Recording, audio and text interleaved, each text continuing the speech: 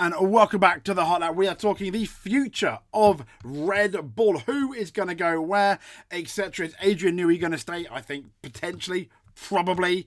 Is Perez going to stay? Well, that's a massive question. Verstappen going to stay? Horner going to stay? I think out of all of them, you'd probably say Horner at the moment is the most likely. And can anyone catch that magnificent, very fast Red Bull team? It looked likely in Australia, less likely in Japan. Going forward, I guess we're going to have to see. So collateral damage. Is Perez going to be this collateral damage of what appears to be this Formula One power play in 2024 with this absolutely, let's be fair, horrendous fight for the heart of Red Bull seemingly going through? Yes, it has died down at the moment, but I do think it's damaged a lot of parties inside. But Red Bull looking very good on the track. And how much is Perez's seat actually on the line? There's a couple of articles that we're going to get into, which I think is quite interesting. And last but not least, Horner dismissing a particular Wolf claim about whether Red Bull can be caught or not this season. So let's get into it about the collateral damage. As you can see here, this is from planetf1.com. Adrian Newey and Sergio Perez. So fighting, it says, for the power within the Red Bull marks. We've got Christian Horner and Helmut Marko's war will reportedly impact, apparently, on the future of both Adrian Newey and Sergio Perez. Now, according to very much unconfirmed, and these are, once again, let's be fair, a ladle of salt, not just a teaspoon, but unconfirmed reports following the passing of Red Bull co-owner Dietrich Mateschitz.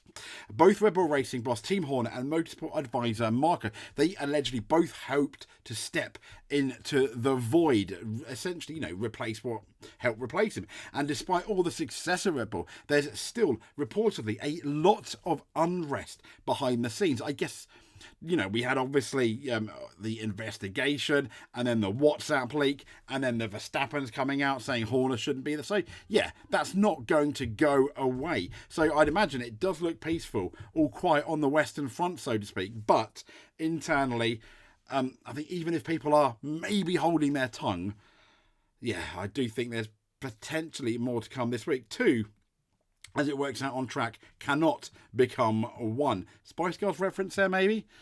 So creating a perceived power struggle, it's played its part in Red Bull's early 2024 drama. Both Horner and Marko have taken steps to quieten the headlines in the media, which I think is good. We'd rather be talking about the awesome racing, but there's not that much awesome racing, is there? So, however, former F1 driver Robert Dornbus believes F1 hasn't heard the last of it. I don't think we have as well. And he said, despite all the success at Red Bull, there is a lot of unrest behind the scenes.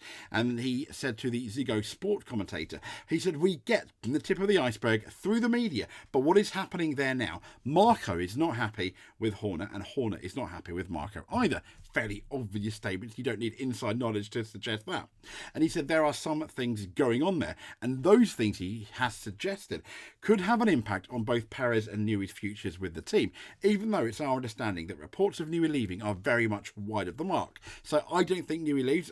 There was all this rumour that Aston Martin are going to, have this big money contract for Adrian Newey. I think and what's going to be really interesting, I mean, you can't deny that Adrian Newey is in the evening or twilight of his career. Yes, he probably has, if he wants, years left. But I think he will do very much what Adrian Newey wants to do, and he will go very much on his own terms. He's been allowed that. He's rich enough as well. Is money going to be a big motivator for Adrian Newey? That's another thing. So according to Dornbus, Perez, who has bagged 3 runner-up results, to sit just 14 points behind Max Verstappen in the Drivers' Championship. He has been chasing a long-term contract, apparently. Now, Dornbus claims Horner is in favour, but Marko has apparently just laughed. For example, Perez went to that team yesterday, he said, in Japan, and said, I want a 3-year deal. At the table, there is a laughing reaction to the anecdote, he said. I mean, I don't know how Robert Dornbus knows this. I don't know if Perez has asked for a 3-year deal. I don't know why he would, knowing that there's potentially a lot better drivers. And a lot happens, I think, with what Verstappen's going to do. I think Verstappen's going to stay at Red Bull. Laughable indeed. It said the request is rejected by Marko. No way you have to give him a deal for a maximum of... You have to give him a deal for a maximum of 1 year. Because if you give him a 2-year deal, Marko says he'll sit back and give up again. Let him run every year. And I think that's fairly, interesting if Perez did that. I struggle to see how. It's kind of, choose your audience, Sergio Perez, with him wanting a 3-year deal. Surely not. Surely he didn't sit there and ask for a 3-year deal at the moment. 1 year, absolutely, yes. I mean, he's doing really well at the moment. But how many times have we seen him kind of like taper off towards the end of the year? So next up, we've got how much is Perez's seat on the line? A couple of articles here as well. The first one from planetf1.com. And it suggests here that the timeline on major Sergio Perez decision emerges with his Red Bull seat on the line. Now, despite F1 2024 still being in its early stages, Perez has a very short deadline set on the confirmation of his 2025 plans. So Perez has he's been carrying, let's be fair, since halfway through last year, a great deal of pressure on his shoulders to, let's be fair, have fairly decent results. And in 2023, at the end, I don't think anyone would have forgiven Red Bull had they got rid of him. They kept him. And to a certain extent, they've been justified. I mean, he's 14 points behind Verstappen. And we've had, out of the 4 races, 3 second places. Australia was a slight outlier. He didn't have much pace there. But then there was that issue with the floor being slightly damaged by one of those driver wrap-off things. I forgot what they're called now. I've pressed the record button, of course I have. So anyway, to have seen his form crumble in an alarming way last season after the initial talk of a title challenge against Red Bull teammate Max Verstappen. F1 2024, he started a lot stronger, though this time there's a different feel, it says. And it says Perez expects the Red Bull future set to be within a month. Now, since joining Red Bull back in 2021, Perez has spoken confidently about his ability to push Verstappen in a title scrap. Yes. Which would lead to an unsuccessful mission and swirling rumours over his future with the team. Now, while not offering too great of a threat to Red Bull's Drivers' Championship leader, even if he did come agonisingly close to snatching away pole in Japan, Perez has been delivering the sort of drives that Red Bull need from him. The Mexican, having ensured just 3 1-2 finishes. An amazing 1-2 finishes in the opening 4 rounds. Qualifying is also highlighted as the only weakness for Perez. It says here, to work on by the driver program dude, Helmut Marko. Though if Suzuka is a sign of things to come, that box has very much been ticked. As we know, last year, Perez really struggled. And he does not expect to be waiting long to find out what all this means for his future, with his current Red Bull deal up at the end of 2024, essentially this year. Quizzed by Sky on whether he feels a sense of added pressure, he said, "No, I'm pretty much relaxed about it." Surely that's not true. I mean, here's the Sky article here saying Perez and Christian Horner discuss Red Bull's F1 future as contract runs out at the end of 2024. So Sergio Perez's contract expires at the end of the year, but he says, as we've just heard, he's relaxed about it. And F1 returns to Shanghai, so Perez knows he's going to have clarity over his future apparently within a month.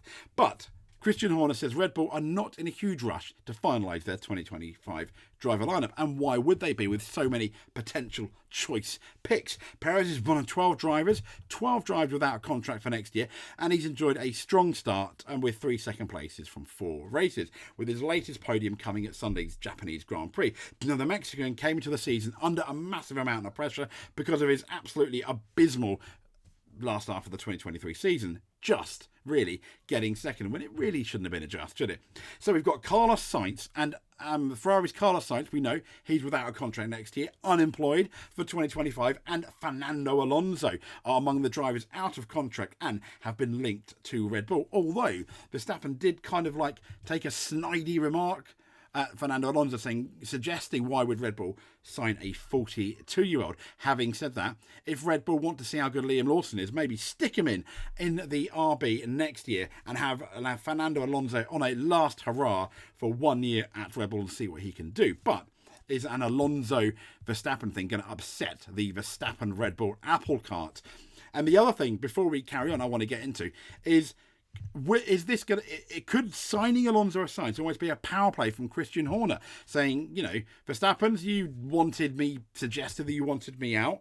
It's very much been the Verstappen show. It reminds me very much of Michael Schumacher's Benetton years when, funny enough, Verstappen was there and Herbert, and they were there just to drive the other car. That's how I think Red Bull feels at the moment. You can't really blame them. Verstappen is their number 1 driver.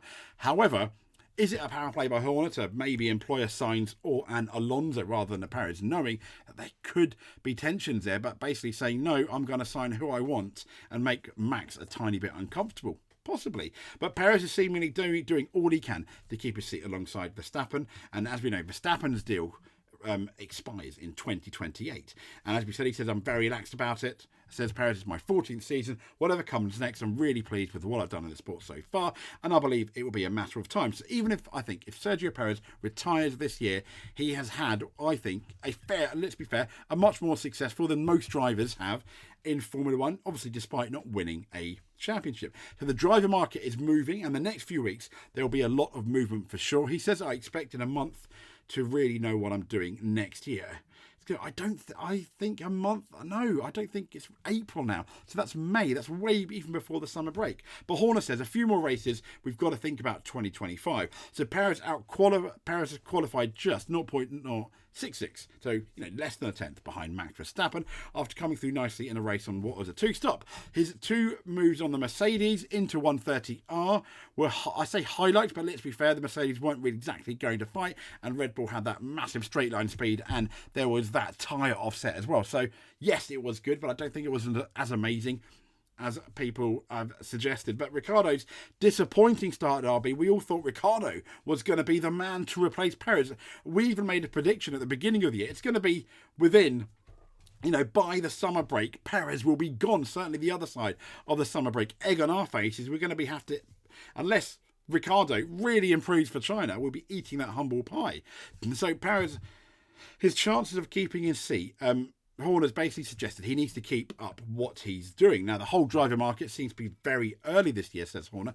Everybody seems to be rushing around, and we're only 4 races into the year. We are not in a huge rush, and obviously there's a significant amount of interest in our cars, as you'd expect. Now, Checo has the priority, he says, and it's going to be a few more races yet before we start to think about next year. Perez hasn't won a race since the Azerbaijan, and that was about 12 months ago, with Verstappen winning 20 races in that time. And if you remember, Verstappen was like, no way am I losing to Sergio Perez again. And he hasn't.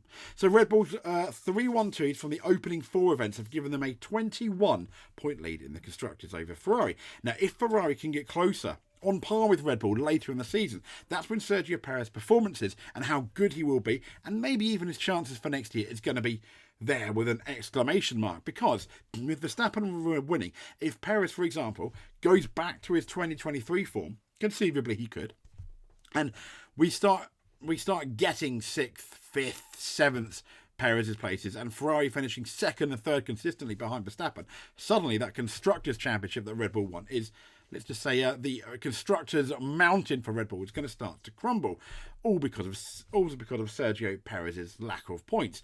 I mean, you just need to have a sorry, I have to smack the light. You just need to have a look, for example, at the Lance Stroll, Fernando Alonso team up, where, let's be fair, had Lance Stroll not even match Fernando Alonso, you're not looking to that, but been a bit better, let's say, I think Aston Martin would have done a lot better in the Constructors, and it's again showing this year. So Horner said at the Australian Grand Prix last March that sometimes you've got to look outside the pool as well, which I thought was interesting, and that was discussing who's going to be Verstappen's teammate next year. But he has showed clear support for Perez, who is very popular, according to him. It's his seat to lose, he said. He's doing a great job, qualified within a tenth of Max. It was by far his best qualifying performance at Suzuka. And he said you could see his confidence growing. His performance in the race again was very strong. He's doing exactly what's needed of him. Now, Horner reveals that losing bet to Perez, who owed Eccleston. Okay, interesting. So Perez had his best qualifying in nearly a year when he started 2nd on Sunday. Horner revealed he had a bet with Perez to get onto the front row, which the Mexican won by qualifying 2nd. I had a bet with him because his best qualifying performance had been P4, he said. So I bet with him on the front row. Somehow, having won the bet, he told me he owed Bernie Eccleston exactly the same amount of money, so has passed on the bet to Bernie, who was the beneficiary of Checo's front row. So dear old Bernie still making money whilst not even being here. So there we go. Interesting stuff there. Sergio Perez, a lot depends on whether Max stays. I think Max is going to stay. If Max stays, I think Perez's place could potentially be a bit more permanent. But I get what Horner's saying. It's still very much Perez's to lose. But still, as I said, that power play, Carlos Sainz, etc. I mean, you know next year it could be even closer.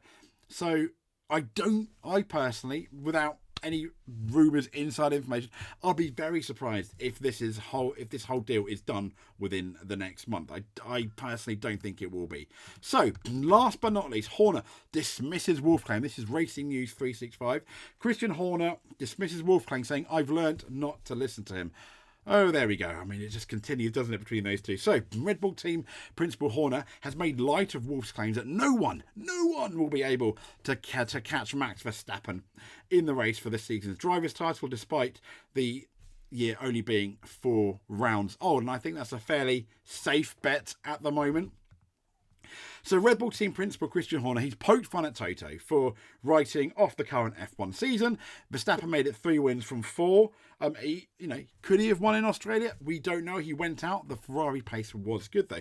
So as we know, despite that blip on Australia, Perez wasn't even able to make the podium. Fair enough. Now Verstappen leads the title fight with 77 points, 13, ahead of Perez and 21 ahead of Ferrari in the constructors. More worryingly for the chasing pack, however, it says the dominance of Verstappen's performances in taking his 3 victories on from the 19 he scored last season. No one, when he's out there, has been, other than Australia, it's not really been close at all, has it? So regardless of the strong start, Horner is not taking anything for granted, but he does this all the time. He did it last year and the year before, and yeah, it's just, he's at this point, Horner saying that it's kind of like a bag of wind, really, isn't it? I mean, says equally a substantive amount. He said it's very early to write off your year. There's still 20 races to go. I've learned not to listen too much to what Toto says over the years. Okay, I mean, the same could be applied to Christian Horner. Apparently they didn't breach the budget cap, but then they did, for example. So, yeah, this is all conjecture, etc. So, is the season over? I think a lot of people are suggesting that, yes, Verstappen is favourite. If not, that would be great, wouldn't it? That's exactly what we want in Formula One. Will it? I think a lot's going to happen now in the next few races, and whether Ferrari, who are the favourites to topple or have any chance of toppling Max Verstappen, would be good. I do hope, though, that even if Max does go on this dominant run, it's not as dominant as last year, and even if he does win a lot, I'd like fights for that win, be it either through Perez, through the Ferrari, or maybe a resurgent McLaren or Mercedes, or even a resurgent Aston Martin that maybe gets the setup right. What's going to be interesting in China is it's a sprint weekend, and it's the first time we've been to China since 2019, so that's going to be really interesting, but we'll be talking about that in the Chinese Grand Prix. So if you liked what you see, please give us a subscribe. That would be absolutely fantastic. And we'll see you next time. Stay tuned for more F1 news.